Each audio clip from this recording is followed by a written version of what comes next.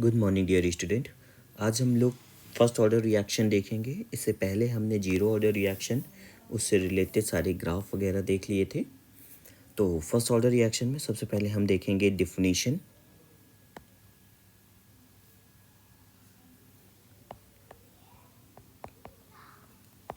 तो first order reaction होता क्या है वो समझते हैं। Reaction whose rate depends upon the first power of the concentration. इसका क्या मतलब है? जब हम रेट लॉ लिखते हैं तो रेट लॉ लिखते समय कॉन्सेंट्रेशन पे जो पावर है अगर वो 1 होती है तो हमारी रिएक्शन फर्स्ट ऑर्डर रिएक्शन होगा। तो डिफिनीशन देख लेते हैं। Reaction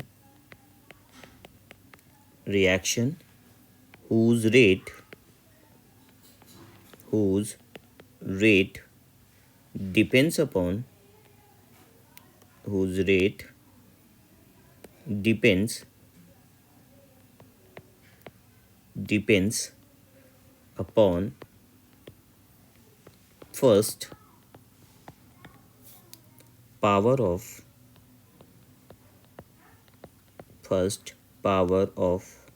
concentration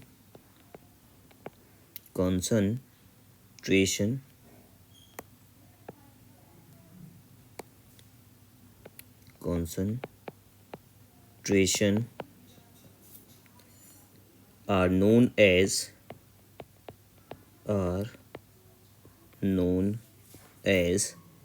first order reaction.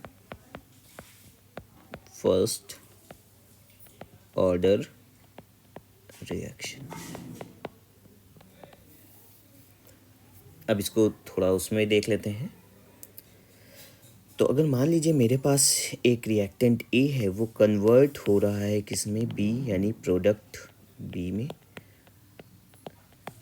तो इसका अगर मुझे रेट लॉ लिखना होगा तो रेट लॉ इसका क्या बनेगा? इसका रेट लॉ बनेगा रेट इज इक्वल टू के और ए का कॉन्सेंट्रेशन जिस पे पावर कितनी होगी? 1। मैंने ऑलरेडी आपसे डिस्कस किया था कि जो भी कॉन्सेंट्रेशन है उसके ऊपर जो पावर होगी, अगर पावर 1 है तो वही क्या कहते हैं? पावर 1 है तो ये फर्स्ट ऑर्डर रिएक्शन, अगर पावर 2 होगा तो सेकेंड ऑर्डर रिएक्शंस होगा। तो अगर हम मानते हैं इनिशियल टाइम कंडीशन यानी t इक्वल टू 0 पे इसकी कॉन्सेंट्रेशन A0 है तो B 0 रहेगा। देन कुछ टाइम के बाद, t टाइम के बाद इसका कॉन्सेंट्रेशन क्या हो जाएगा? AT को हम चाहें तो कुछ इस तरह से लिख सकते हैं A0 माइनस एक्स, और ये इधर आ जाएगा क्या? x। और इसी को हम t टाइम पर हम BT की तरह भी लिख सकते हैं। तो अगर हम रेट लिखना चाहें तो रेट इज इक्वल टू क्या बन जाएगा? Rate is equal to minus DA upon DT। और अगर हम इसी को देखें तो इन टर्म्स ऑफ प्रोडक्ट देखें तो B अपॉन में क्या हो जाएगा? BT। क्लियर? तो अगर हम चाहें तो इसको देखो इस तरह से भी देख सकते हैं कि हमने पिछली इक्वेशन में देखा था कि जो हमारा dx अपॉन कितना रिएक्टेंट पर यूनिट टाइम पर कंज्यूम हुआ per unit time is known as rate. तो रेट, और हमने एक रेट यहाँ पर भी लिख रखा है, तो ये रेट हमारा क्या हो जाएगा? के यहाँ पर कॉन्सेंट्रेशन एट टाइम t तो A0 माइनस एक्स और पावर 1। अगर मैं टर्म्स को सेपरेट करूं, इसको इधर लेके जाऊं, तो देन हमारे पास क्या हो जाएगा? dx अपॉन में यहाँ पर हो जाएगा A0 माइनस एक्स और इधर हो जाएगा k dt। अब यहाँ पर लिमिट लगा दूं, इंटीग्रेट कर लूँ, तो 0 टू यहाँ पर x, ये हो जाएगा 0 to t। Then value put करूँ, तो वैल्यू पुट करूँगा तो यहीं पर ये मेरा क्या बन जाएगा? Minus ln A0 minus x, और जो कि हमारे पास ये देन के यहाँ पर आपका dt का t 0 टू t। अब x की वैल्यू अगर मैं 0 और x लग दूँ तो देन यहाँ पर क्या आ जाएगा? ये हो गया minus ln A0 minus x, और उसमें क्या कहते हैं, ये माइनस होगा first term second term, then minus minus क्या बन जाएगा ये plus ln A naught is equal to k t. अब अगर हम क्या करें कि इस टर्म्स को या इधर लेकर के जाएं, अगर हम इस टर्म को इधर लेकर के जाएं देन हमारे पास आपकी इक्वेशन और माइनस से मल्टीप्लाई कर दें, तो जब आप मल्टीप्लाई करेंगे माइनस से तो देन यही इक्वेशन बन जाएगी ln A not minus x, और ये हो गया ln A naught equal to minus के टी। और अगर आप इधर लेके जा रहे हैं तो देन क्या कहते हैं आपका ये बन जाएगा ln ए नॉट, और ये माइनस तो ये नीचे आ जाएगा जब ये इधर जाएगा, और इधर माइनस में हो जाएगा और इधर आएगा, तो देन ये हो जाएगा ए नॉट माइनस एक्स, और इधर पे क्या कहते हैं आपका के टी। तो ये हमारे पास एक इक्वेशन आ जाएगी,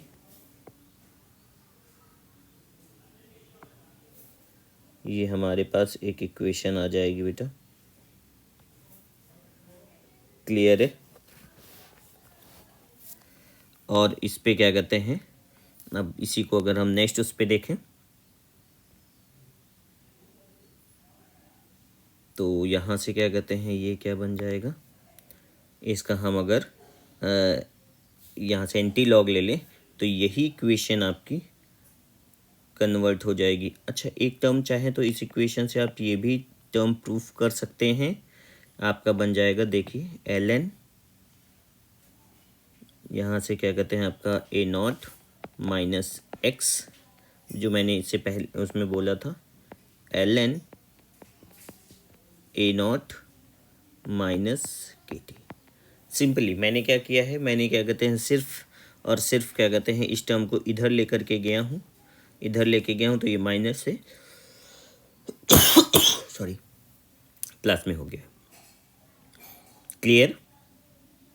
अगर मैं लॉग के टर्म में चाहूँ तो लॉग के टर्म्स में भी इसको बना सकता हूँ, तो ये क्या बन जाएगी equation, log A not minus x is equal to ये लॉग ए नॉट माइनस के टी अपॉन में हो जाएगा यहाँ पर 2.303।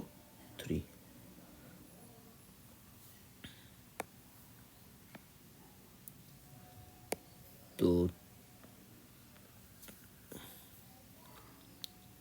2.303 ये बन जाएगी इक्वेशन। और अगर मैं इसी इक्वेशन को कुछ और भी क्या कहते हैं चाहूँ तो मैं इसको मैंने डाल दिया इक्वेशन 1, ये बन गया आपका, ये बन जाएगा आपका इक्वेशन 2। और अगर मैं यहीं पर इक्वेशन 3 बनाऊं तो यहाँ से बना सकता हूँ k equal to 1/t ln A not upon A not minus x. और अगर मुझे लॉग के टर्म में इसको लेके जाना है तो मैं लॉग के टर्म्स में भी एक इक्वेशन बना सकता हूँ। इसे अगर मैं लॉग के टर्म्स में बनाऊँ तो ये इक्वेशन क्या बन जाएगी लॉग के टर्म में, देखिए ये इक्वेशन लॉग के टर्म में बनेगी k 1/k, ये बन जाएगा sorry 2.3t log A not upon में ए नॉट माइनस एक्स। तो कुछ इस तरह से क्या कहते हैं ये कुछ इक्वेशंस बनेंगी।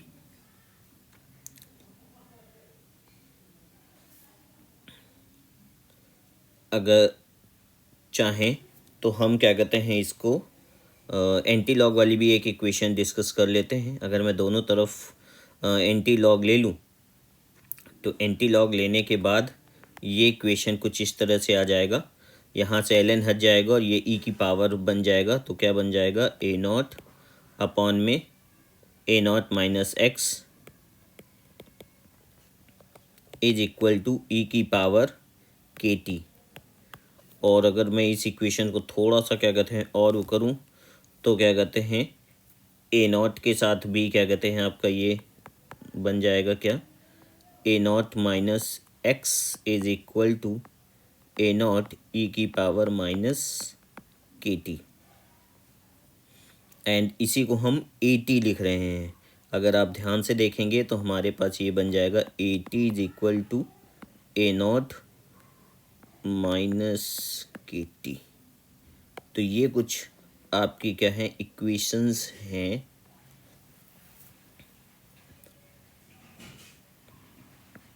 जो कि आपको ध्यान में रखनी है।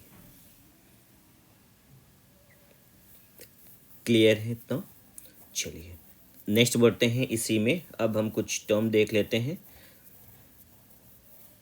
जैसे डिग्री ऑफ डिसोसिएशन। तो डिग्री ऑफ डिसोसिएशन देख लेते हैं। और देन तो डिग्री ऑफ डिसोसिएशन इसमें मैं पहले लिख रहा हूँ, जबकि ऑलरेडी हम पहले, क्योंकि यहाँ से हमने अभी टर्म निकाले हैं तो वही सारे टर्म यहाँ पर यूज़ हो जाएंगे। तो डिग्री ऑफ डिसोसिएशन को हम रिप्रेजेंट करते थे अल्फ़ा से। अल्फ़ा इज इक्वल टू क्या हो जाएगा, एक्स अपॉन में क्या इनिशियल मोल्स लिए थे हमने ए नॉट। एक्स की वैल्यू यहाँ पर बेटा निकालनी पड़ेगी। तो अगर आप देखेंगे तो हमने क्या कहते हैं पीछे एक इक्वेशन लिख रखी है। क्या इक्वेशन लिखी है? एक्स की वैल्यू निकालने के लिए हमने यहाँ पर लिखा है A not minus x is equal to A not E की पावर माइनस के टी। ये बेटा हमने इक्वेशन लिख रखी है। तो अगर हम क्या कहते हैं इसी उसको कंसीडर करें तो हमारे पास x की वैल्यू क्या आ जाएगी, x की वैल्यू आ जाएगी x इज इक्वल टू, इस टर्म को इधर ले जाइए, x को इधर ले जाइए, तो x इज इक्वल टू क्या हो जाएगा ए नॉट 1 माइनस ई की पावर माइनस के टी। तो ये हमारा क्या कहते हैं फॉर्मूला बन जाएगा, यानी x की वैल्यू आ जाएगी। इस x की वैल्यू को अगर मैं यहाँ रख दूँ तो अल्फ़ा यानी डिग्री ऑफ डिसोसिएशन, ये ए नॉट से ए नॉट कैंसिल हो जाएगा। देन हमारे पास अल्फ़ा आ जाएगा 1 माइनस ई की पावर माइनस के टी। तो ये आपका डिग्री ऑफ डिसोसिएशन आ जाएगा। अब अगर हम इसी में देखें तो एक चीज़ हमको और पता चलती है कि जो रेट होता है, रेट की इक्वेशन क्या बन सकती है। तो अगर हम रेट की इक्वेशन देखें तो रेट इज इक्वल टू, अभी आपने पीछे देखा था, रेट इज इक्वल टू हमारे पास क्या था, रेट इज इक्वल टू के की power A not minus x 1। तो ए नॉट माइनस एक्स की पावर 1 ये हमारे पास रेट का फॉर्मूला था। तो अगर हम इसकी ए नॉट माइनस एक्स की वैल्यू रख दें तो रेट इज इक्वल टू हम क्या लिख सकते हैं के, और यहाँ पर आ जाएगा ए नॉट ई की पावर माइनस के टी।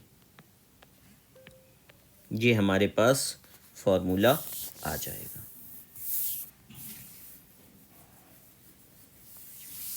क्लियर है बेटा? इतने में कोई दिक्कत नहीं है? चलिए अब हम क्या करते हैं इसी में आगे देखते हैं लाइफ टाइम। अब लाइफ टाइम देख लो क्या होगा।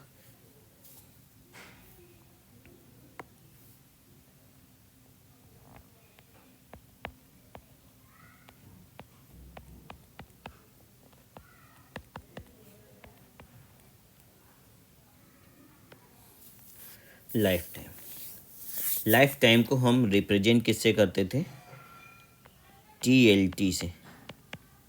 और लाइफ टाइम के टाइम पर क्या होगा, लाइफ टाइम वो टाइम होगा जिस समय पे जो 80 की वैल्यू है, रिमेनिंग कॉन्सेंट्रेशन है, वो क्या हो जाए, ज़ीरो हो जाए।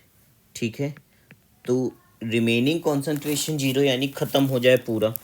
अब अगर आपने देखना है तो आपको क्या कहते हैं, हम इक्वेशन, इस इक्वेशन के बिहाफ पर देखें कि क्या कहते हैं, ये इक्वेशन में क्या हो जाएगा, zero is equal to A not E की पावर माइनस के टी, ये बन जाएगा। अब देखिए इसमें कुछ टर्म्स ऐसे हैं जो कि जीरो नहीं हो सकते हैं। देखो ए नॉट जीरो नहीं हो सकता, के जीरो नहीं हो सकता, ई नहीं हो सकता, तो बचा क्या, टी। अगर टी को वो होना है यानी हमारे इस वैल्यू की इसकी वैल्यू ज़ीरो हो जाए और इसकी वैल्यू ज़ीरो होगी, तब जब हमारे पास जो टी की वैल्यू है वो टी की वैल्यू क्या हो जाए, इनफाइनाइट हो जाए। इससे हमको क्या पता चलता है, इससे हमको पता चलता है कि जो हमारा लाइफ टाइम होगा फर्स्ट पीरियड के लिए, देन वो क्या होगा, वो इनफाइनाइट होगा। ठीक है, तो हम प्रैक्टिकली इसको मान लेते हैं कि 99.9% अगर हमारी रिएक्शन अगर हमारा 99.9% कंप्लीट हो गया है तो देन रिएक्शन हमारी कंप्लीट है। ये हम प्रैक्टिकली मान लेते हैं। क्लियर है? आई होप इतना सब कुछ समझ में आ गया होगा। अब इसी में नेक्स्ट देखते हैं हाफ लाइफ। क्या होती है हाफ लाइफ, वो समझते हैं। जैसा कि मैंने आपको इससे पहले वाले जीरो ऑर्डर में भी बताया था कि हाफ लाइफ का मतलब जो भी आपने इनिशियल कॉन्सेंट्रेशन ली है वो इनिशियल कॉन्सेंट्रेशन क्या हो जाए, हाफ हो जाए। तो देन हम क्या इसकी डिफिनीशन लिखेंगे, टाइम इन विच 50% reaction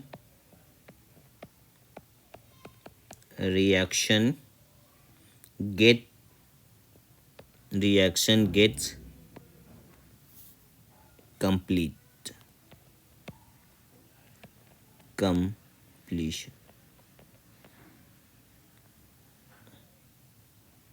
ठीक है, क्लियर है इतना? तो मतलब जो 80 की वैल्यू है, अगर हम इसमें अब देखें तो जो 80 है वो कितना हो जाए, ए नॉट बाई टू, हाफ हो जाए।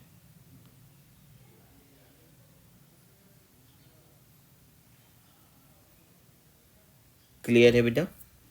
क्या हो जाएगा कि जो इनिशियल कॉन्सेंट्रेशन है वो क्या हो जाए, वो आपका हाफ हो जाए। तो यानी क्या कहते हैं, अगर हम देखें तो हमारा जो x है वो x कितना हो जाए, ए नॉट बाई टू। तो अब अगर हम k देखें तो k इक्वल टू क्या बन जाएगा, k इक्वल टू आपका यहीं से इक्वेशन बन जाएगी 1, ये हमने क्या डाल दिया, t हाफ, यहाँ से क्या हो गया ln।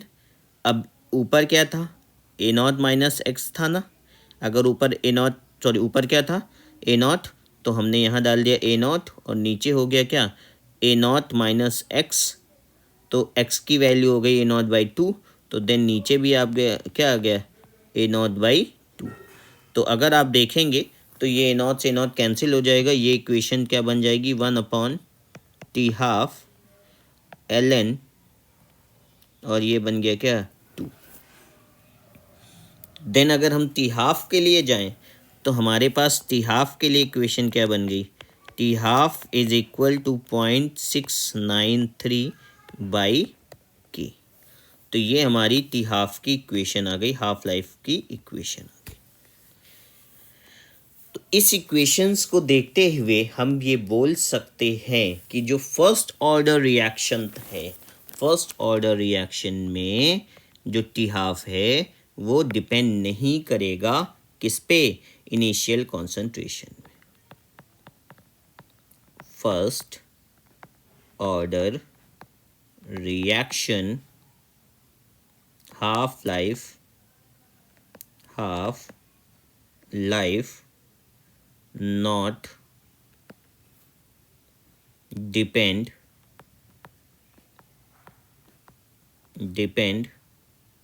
Initial concentration.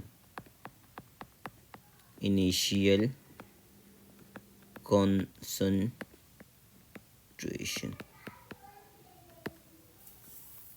तो इनिशियल कॉन्सेंट्रेशन पे हाफ लाइफ आपका क्या होगा, डिपेंड नहीं करेगा। क्लियर है इतना? तो अब ये हमारे पास सारी चीज़ें आ गई हैं, रेट आ गया है, लाइफ टाइम आ गया है। अब हम इससे रिलेटेड ग्राफ देख लेते हैं। तो ग्राफ प्लॉट कर लेते हैं।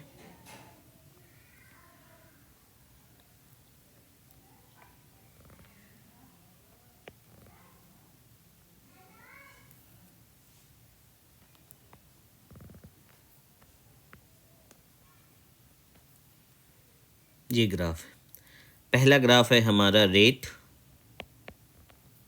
And concentration. रेट और कॉन्सेंट्रेशन के लिए अगर हम इक्वेशन देखें तो हमारा सिंपल सी इक्वेशन था, रेट इज इक्वल टू के और ये कॉन्सेंट्रेशन जिसकी पावर क्या होगी 1। तो आप देखेंगे सीधे लीनियर इक्वेशन है, तो देन हमारे पास ग्राफ कुछ इस तरह से आ जाएगा। सेकंड अगर हम ग्राफ देखें रेट और टाइम के बीच का, रेट और टाइम के बीच का ग्राफ फर्स्ट ऑर्डर के लिए, तो आप देखेंगे हम यहाँ से इक्वेशन क्या लिख पा रहे थे, हमारे पास इक्वेशन थी रेट इज इक्वल टू के ए नॉट ई की पावर माइनस के टी। तो यहीं से आपको समझ में आ रहा है कि यहाँ पर जो ग्राफ आने वाला है वो एक कर्वेचर ग्राफ आने वाला है, ठीक है। तो देन क्या कहते हैं, हमारे पास ये कुछ इस तरह का ग्राफ आ जाएगा और ये जो वैल्यू होगी ये वैल्यू क्या हो जाएगी, के ए। नेक्स्ट जो ग्राफ बनेगा वो नेक्स्ट ग्राफ क्या बनेगा, एल एन ए टी और टाइम के बीच का ग्राफ। तो ये ग्राफ में आप देखिए तो ये ग्राफ बिल्कुल इस तरह से बनेगा और यहाँ पर आपका क्या आ जाएगा, एल एन ए नॉट, ये बन जाएगा स्लोप, क्या स्लोप की वैल्यू होगी की। सेम इसी तरह से ग्राफ लॉग का बनेगा, बस उसमें स्लोप में क्या कहते हैं, यहाँ पर स्लोप के है और वहाँ हो जाएगा के अपॉन में 2.303 और स्लोप याद रखिएगा निगेटिव रहेगा, ये स्लोप निगेटिव होगा बेटा, इसीलिए वैल्यू नीचे, ये ग्राफ नीचे की ओर जा रहा। अब अगर हम concentration of reactant and time के बीच का ग्राफ देखें तो हमें पता है, यहाँ से भी दिख रहा है कि धीरे धीरे डिक्रीज़ होगा और क्योंकि कभी ख़त्म नहीं होता है इसलिए ये आके नीचे इस तरह से सीधे होता चला जाएगा। तो ये यहाँ पर क्या वैल्यू आ गई, ए नॉट, कॉन्सेंट्रेशन ऑफ रिएक्टेंट और टाइम के बीच का ग्राफ। जिस तरह से कॉन्सेंट्रेशन नीचे की ओर आने पे क्या होती है, कम होती जाती है। अगर हम प्रोडक्ट के टर्म्स में देखें तो प्रोडक्ट के टर्म में क्या होगा, यही कॉन्सेंट्रेशन बढ़ती जाएगी और आगे जाके क्या हो जाएगी, कांस्टेंट हो जाएगी। तो ये हो गया क्या, concentration of product and time के बीच का ग्राफ। अगर आपको मान लीजिए इक्वेशन ही यू करनी है तो इक्वेशन इज इक्वल टू लिख सकते हैं, X is equal to A not 1 minus E की पावर माइनस के टी।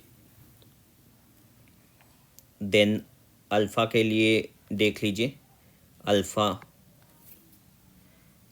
और टाइम के बीच का ग्राफ, अल्फ़ा और टाइम के बीच का जो ग्राफ आएगा वो ग्राफ सेम बेटा इसी तरह से रहेगा और 1 नहीं बनेगा, 1 से पहले। ये अगर 1 की कंडीशन होगी तो 1 की कंडीशन से थोड़ा सा पहले ही जाके सीधा हो जाएगा। वैल्यू क्या हो जाएगी, alpha equal to 1 minus E की पावर माइनस के टी। हमने पीछे इक्वेशन में बेटा ये याद रखना, ये 1 की वैल्यू को टच नहीं करेगा, 1 की, क्योंकि रिएक्शन कभी भी कंप्लीट नहीं होगी इसलिए ये 1 की वैल्यू को टच नहीं करेगा। ये दिमाग में हमेशा रखिएगा कि 1 की वैल्यू को टच नहीं करेगा। आप ये इसको समझिए कि 1 की वैल्यू ये यहाँ पर है, मतलब मैंने थोड़ा आपको डिफ्रेंशिएट है तो दिख रहा, ये उसके पास जाके सीधा हो जाएगा। और फाइनल जो पूछा जाता है टी हाफ और टाइम के बीच का ग्राफ, तो फर्स्ट ऑर्डर के लिए हमने देखा initial concentration, sorry first time और यानी फर्स्ट हाफ लाइफ और इनिशियल कॉन्सेंट्रेशन के बीच का ग्राफ। तो अभी हमने देखा था कि इनिशियल जो कॉन्सेंट्रेशन है वो डिपेंड नहीं करती है, तो जब इनिशियल कॉन्सेंट्रेशन डिपेंड नहीं करेगी तो वो सीधा निकल जाएगा, कांस्टेंट रहेगा। तो ये फर्स्ट ऑर्डर के ग्राफ है, आप आराम से इन ग्राफ्स को देख लीजिए, प्रैक्टिस कर लीजिए। तो ये था बेटा आपका फर्स्ट ऑर्डर रिएक्शन। नेक्स्ट हम लोग सेकंड ऑर्डर रिएक्शन देखेंगे।